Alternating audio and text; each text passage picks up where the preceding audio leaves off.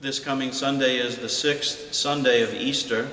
The Easter message of hope, joy, and peace continues to be proclaimed throughout this season. Jesus is preparing to ascend to the Father and is preparing his disciples, helping them to remember so many of the important lessons he has shared with them. Our account is taken from John's Gospel, chapter 14, verses 23 to 29. Let's take a listen. Jesus said to his disciples, "Whoever loves me will keep my word, and my Father will love him, and we will come to him and make our dwelling with him. Whoever does not love me does not keep my words. Yet the word you hear is not mine, but that of the Father who sent me. I have told you this while I am with you. The Advocate, the Holy Spirit, whom the Father will send in my name, will teach you everything and remind you of all that I told you. Peace I leave with you, my peace I give to you. Not as the world gives do I give it to you. Do not let your hearts be troubled or afraid. You heard me tell you, I am going away and I will come back to you. If you loved me, you would rejoice that I am going to the Father, for the Father is greater than I. And now I have told you this before it happens, so that when it happens, you may believe." The tone of the gospel is one of great love for a group of people Jesus has come to know during his public ministry, his disciples. What he says to his disciples, however, he now says to us. They are words we are meant to take to heart from someone who loves us very much.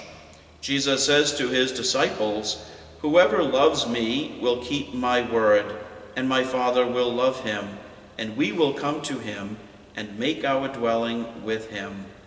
How reassuring for the disciples and for us that Jesus makes his home in us, that he dwells in us. Knowing that we are the dwelling place for Father, Son, and Spirit helps us to find in them the direction we need, the guidance we need, the inspiration we need to love one another. It is from the font of love, that is the Trinity dwelling in us, that we are able to love. How can the knowledge that Jesus dwells in me help me to love others? How can it be a support for me right now in my life? Jesus recognizes that there will be times when the disciples will be anxious and afraid. He tells them, "Do not let your hearts be troubled or afraid." What is it that troubles your heart these days? It might be a problem of a personal nature, a concern or worry. It might be something on the national or international stage, violence and tragic loss of life in some of our cities, or the war in Ukraine. These events can trouble any of us. Our hearts can be afraid when we see what is happening around us. Jesus comes to us precisely at these times to assure us of his constant love. He tells the disciples, "I am going away and I will come back to you." He tells them, in other words, I will be around. I am not abandoning you.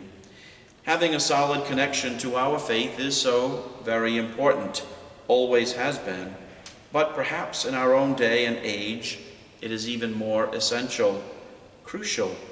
We cannot possibly anticipate the challenges and difficulties that will come our way. Would we have predicted a worldwide pandemic? Would we have seen the escalating war in Ukraine? Would we have seen such violence and destruction in our cities? Our solid grounding in our faith can keep us well anchored for the times that change rather quickly. Hold fast to your Easter faith. Hold fast to the indwelling of Father, Son, and Spirit in each of our lives. Let the gospel fill your week. See you in church. For now, God bless.